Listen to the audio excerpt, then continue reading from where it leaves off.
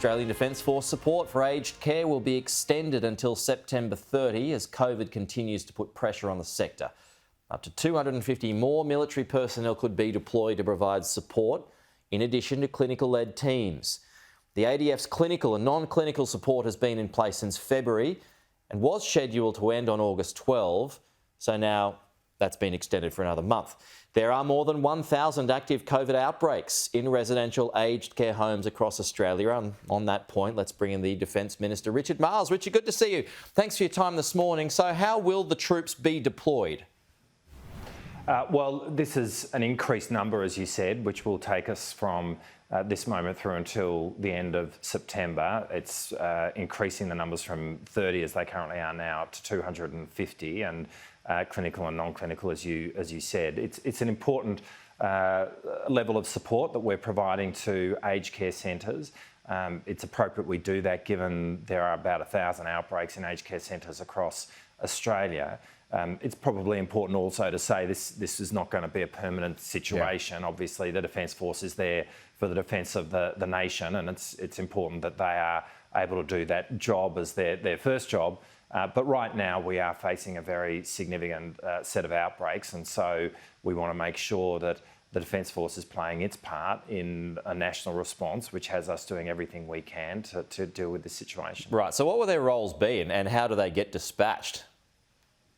Well, we'll work through that in terms of how we increase the numbers, but it will be, as you said earlier, in the clinical and the non-clinical space across the medical needs that are required in aged care centres. And so it will be a very significant contribution that is made, and in terms of which centres they go to, that'll be a question that we obviously work through with the relevant aged care centres and with the Minister for Aged Care. The opposition on the show a little bit earlier, Susan Lee, was on, and she pointed to the declining vaccination rates in aged care homes. Do you concede a problem there, and how will you pick that up? Well, we're making sure that we are getting vaccinations out into aged care centres, and it is important that that is maintained, along with obviously antiviral medication. There's a sense of irony that the opposition is saying that, given how they completely dropped the ball in this space over the last few years. But we will make sure that we have that in place so that people are able to best withstand the outbreaks that are occurring. What is the problem? Why are you having difficulties with getting the antivirals in, with upping the vaccination rates when it comes to boosters? Oh, well, there are antivirals in aged care, in the aged care setting, in aged care centres. And so I don't think there is necessarily a problem there. And as I say, we will continue to work forward in relation to vaccinations to make sure that that's kept at the appropriate level as well. Business groups have reacted angrily to the gutting of the ABCC. Will union militancy return to work sites? No, it won't. And really, the ABCC was not adding much in respect of being a tough cop on the beat. What matters here is that there are a consistent set of laws across the Australian workforce, across every worker.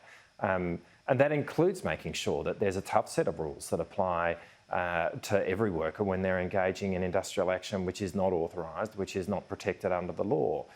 What's good for one worker in one place should be the same for another, and it shouldn't be sector specific. And so we will make sure that there is proper laws in place across the workplace, including in construction, that will make sure that there are consequences if there is industrial action taken, which is not protected, which is not authorised. But having a specific entity, which was focusing on whether or not people had a sticker on their hat, I mean, at the end of the day, that is not the way in which we make sure that our workplaces work effectively. Anthony Albanese's already said he's not going to close the border when it comes to foot and mouth disease. We're hearing more details today about the ongoing effects, the financial effects. As we know, they will be catastrophic if foot and mouth disease were to enter the country. At what point would you seriously consider a move to shut the border? Well, we're working with the industry groups here as well. Let's be clear about that. The Farmers Fed, the Cattlemen's Association. They're not recommending that we shut the border. To do that would have a very significant impact on our trade, would cost people in the sector an enormous amount. What we are doing is giving rise to the single biggest biosecurity response that our nation has ever seen. And we're doing everything within our power to make sure that we do not see this disease come to Australia. Right. So it's not going to happen. We've got more biosecurity officers on the beat. We've got the foot sanitation pads. We're working with frontline countries, with Indonesia, to bolster their measures that they have in place so that this doesn't spread across the border. And we're doing everything that we can as part of a very huge response. Okay, you've got 18 pieces of legislation to be introduced this week. Your climate bill will probably be the most contentious, which the Liberals won't support, so you're going to need the Greens. But the Greens have already said they'll try and block new funding for existing coal and gas projects as a trade-off for supporting your targets. How are negotiations going with them? We'll work our way with the crossbenchers, with the government, with the opposition, I should say, with the Greens, in terms of the legislation that we put into the Parliament. But what we're really clear about is this: what we took to the election represents a mandate. We were very clear with the Australian people in the single most detailed piece of policy an opposition's ever brought to an election, in what we took in respect of our action on climate change, and that is what we are going to put to the Parliament. Now, we'll talk to other members of Parliament about how we get that through, but we're very clear about the mandate that we achieved, and it's that legislation which we will seek to put to the Parliament and have passed. Okay, you're going to have to give up some ground on that ratchet mechanism.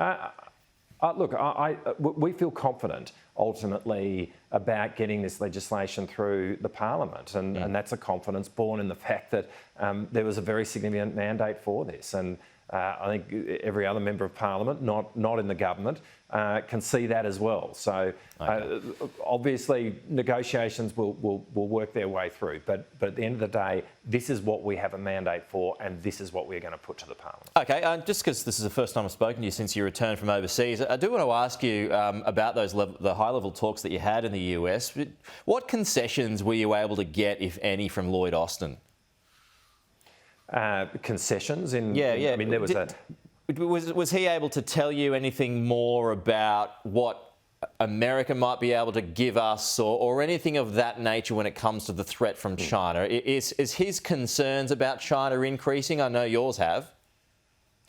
Look, there is a real sense of shared mission on the part of Australia and the United States. That was really what came through to me in all the conversations I had, including with the Secretary of Defence, Lloyd Austin, about the circumstances that we face. The global rules-based order is under pressure. It's obviously under pressure in Eastern Europe when we look at what's happening with Russia's appalling invasion of Ukraine, but it's under pressure in the Indo-Pacific as well. And so in all that we spoke about in terms of the way in which we are dealing with matters right now, but also in terms of building capability and, importantly, Australia acquiring a nuclear-powered submarine. All of that, there was a real sense of shared mission with the United States about what we both face and about the need for Australia to develop these capabilities and the role that AUKUS can play in building the capabilities of all three countries. Okay. Are you going to go with the Americans when it comes to the nuclear subs?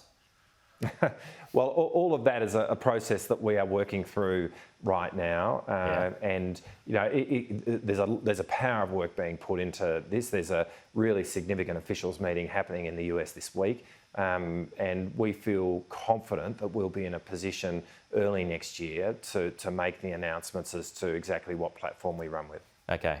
Did you talk about that with Lloyd Austin? Did he seem open to being the one to win that?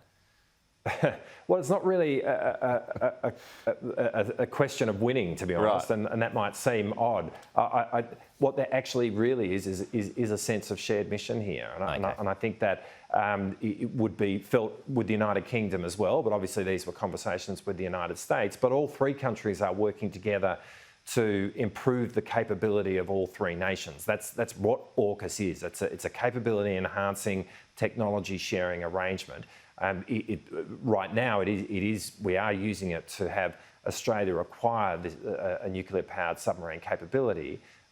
But all of this is really being done in a very cooperative way. Yeah, I mean, and I noticed that China in the last couple of days has been very critical, as we've got the banner there on the bottom of your screen there, China attacking the AUKUS participation. It's worried about it leading to a nuclear industry here in Australia. I mean, the irony of that being that China is increasing its nuclear load more than anyone else. I mean, do you have a thought on that as well? Well, we need to be walking down a path of modernising our defence force and making sure that it is as capable as it can be. We are seeing with China the single biggest military build-up since the end of the Second World War. That you can't escape that fact. And it's very important that Australia is in a position to advance its national interest, and we do that by making sure that we have the most capable defence force possible. And that's, AUKUS does have a significant role to play in that, and it was a really good set of conversations with the United States, and I look forward at a point in time to be able to having the similar conversations in the UK. But it's really important that we are making sure that we are walking down a path of having the most capable, the most modern defence force that we can have. Okay, Richard Marles, appreciate your time as always. Thank you. We'll talk to you soon. Thanks, Pete.